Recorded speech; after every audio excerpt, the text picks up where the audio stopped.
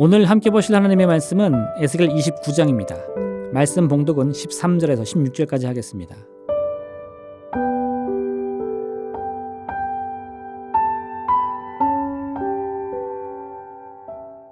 주 여호와께서 이같이 말씀하셨느니라. 40년 끝에 내가 만민 중에 흩은 애굽 사람을 다시 모아내되 애굽에 사로잡힌 자들을 돌이켜 바드로스 땅 곧 그 고국 땅으로 돌아가게 할 것이라. 그들이 거기에서 미약한 나라가 되되 나라 가운데에 지극히 미약한 나라가 되어 다시는 나라들 위에 스스로 높이지 못하리니 내가 그들을 감하여 다시는 나라들을 다스리지 못하게 할 것임이라. 그들이 다시는 이스라엘 족속의 의지가 되지 못할 것이요 이스라엘 족속은 돌이켜 그들을 바라보지 아니하므로 그 죄악이 기억되지 아니하리니 내가 여호와인 줄을 그들이 알리라 하셨다 하라. 아멘.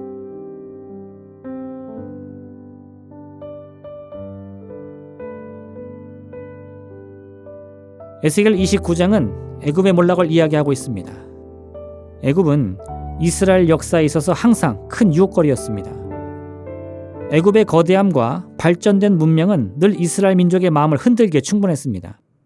이번에도 하나님은 바벨론을 통해 이스라엘을 심판하시겠다고 말씀하셨는데 이스라엘 민족은 이 위기를 극복하기 위해 또다시 애굽을 의지하기로 결정합니다. 그러나 애굽의 권능도 하나님의 계획을 막아서지 못할 것입니다. 애굽은 바벨론에 패하여 그 기세가 완전히 꺾이고 말 것이기 때문입니다. 오늘 본문의 애굽과 같이 우리 삶에서도 늘 우리의 의지가 되는 것이 있습니다. 때로 그것은 물질일 수 있으며 때로는 자신이 속한 공동체나 인맥 또는 자신이 누리고 있는 큰 힘이나 권세일 수도 있습니다. 이러한 것들은 인생의 크고 작은 문제에서 어려움을 극복할 수 있는 여러 모양으로 도움이 됩니다. 이런 일들이 한 번, 두 번 반복되다 보면 이제 사람들은 자신이 의지한 바로 그것이 인생의 해결책이라 믿기 시작합니다. 그러나 결국 자신이 의지하던 것으로도 해결하지 못할 문제를 만나는 순간 인간은 절망하게 됩니다. 이제 더 이상 자신에게 도움이 될 것은 아무것도 남아있지 않다고 생각하기 때문입니다. 그리고 그 절망은 우리 스스로가 다른 선택을 포기하도록 만들어 우리를 죽음과 멸망으로 인도하는 것입니다. 오늘 애굽의 패배는 이스라엘의 절망과 완전한 파멸을 의미하지 않습니다. 애굽은 패할 것이고 그로 인해 심대한 타격을 받게 될 것입니다. 이번 패배로 애굽의 권세는 이제 더 이상 가나안 지역까지 미치지 못하게 될 것입니다. 그럼 이제 이스라엘은 더 이상 누구에게도 도움의 손길을 얻을 수 없는 것입니까? 그동안은 기근이나 외부의 침략과 같은 문제 앞에서 애굽의 도움으로 여러 번 고비를 넘겨왔습니다. 그런데 이제 애굽이 바벨론에 패하여 그 힘을 다 잃어버리게 된다면 이스라엘은 애굽의 도움을 받을 수 없게 되는 것입니다. 이러한 상황은 그 자체로 이스라엘에게 절망을 말하고 있는 것일까요? 결코 그렇지 않습니다. 그동안 자신이 의지해오던 그 힘이나 물질이 완전히 사라진다고 하더라도 그 인생의 운명은 결코 바뀌지 않습니다. 어떤 소망도 없이 절망을 향해 나가는 것이 아닌 것입니다. 왜냐하면 우리 운명은 처음부터 다른 어떤 것도 아닌 오직 여호와 하나님의 손길에만 달려있기 때문입니다. 우리가 이 보배를 질그릇에 가졌으니 이는 심히 큰 능력은 하나님께 있고 우리에게 있지 아니함을 알게 하려 함이라. 우리 인생을 우리 스스로의 눈으로 바라본다면 무엇이라 표현할 수 있을까요? 그것은 마치 깨지기 쉬운 질그릇처럼 보일 것입니다. 아주 작은 문제와 충격에도 쉽게 깨지는 연약하고 보잘것없는 존재로 여겨질 것입니다. 그런데 막상 이 질그릇이 문제의 상황을 만나고 큰 충격을 받게 되더라도 깨지거나 상하지 않는 모습을 보이게 된다면 어떤 느낌이 들까요? 바로 그 순간 이 질그릇이 보게 하는 달에게 아주 강하고 쓸모가 있음을 알게 되는 것입니다. 우리 인생이 바로 이와 같습니다. 질그릇 같은 인생, 눈으로만 바라보면 너무 연약하고 보잘것없는 것처럼 보입니다. 그래서 문제를 만나 작은 고통을 겪게 되면 자신은 이 문제를 이길 수 없다는 절망감으로 가득합니다. 그러나 우리가 기억해야 할 것은 그 모습이 비록 질그릇처럼 보일지라도 그 인생과 운명을 주관하시는 분은 하나님이라는 사실입니다. 하나님께서는 우리를 아무런 쓸모도 없는 인생으로 만들지 않으셨습니다. 되는 대로 살도록 우리를 이 세상에 보내지 않으셨습니다.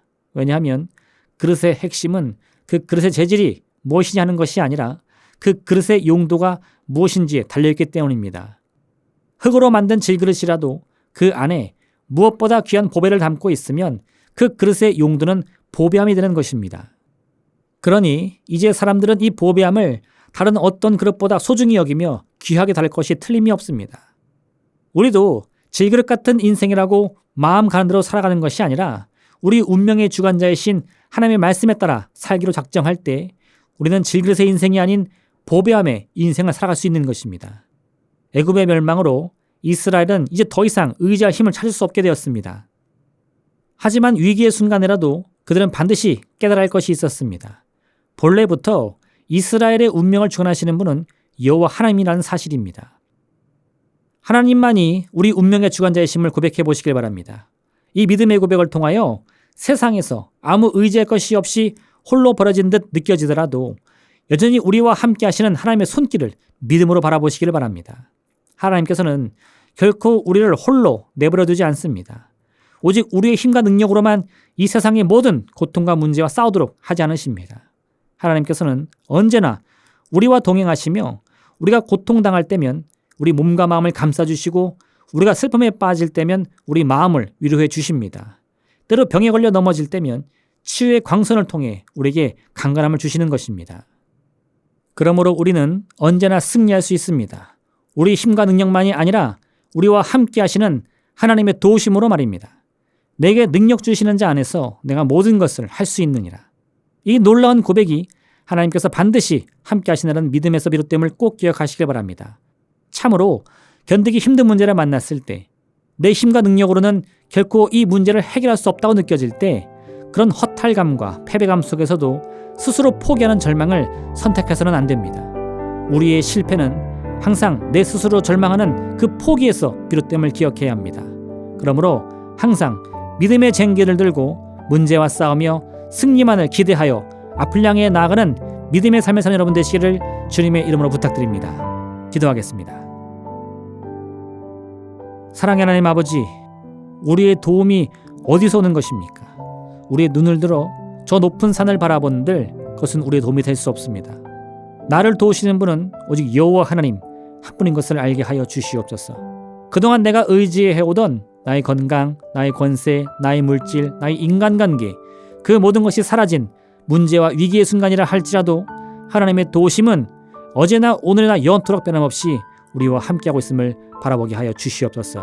오늘 하루 그 굳건한 믿음 안에서 여전히 나를 괴롭히는 인생의 많은 문제와 고통과 슬픔과 담대히 싸워 승리하는 우리 모두에게 허락하여 주옵소서. 예수님의 이름으로 기도합니다.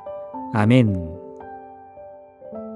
하늘에 계신 우리 아버지, 아버지의 이름을 거룩하게 하시며 아버지의 나라가 오게 하시며 아버지의 뜻이 하늘에서와 같이 땅에서도 이루어지게 하소서.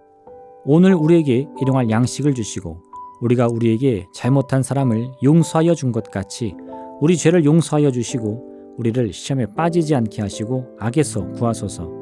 나라와 권능과 영광이 영원히 아버지의 것입니다. 아멘.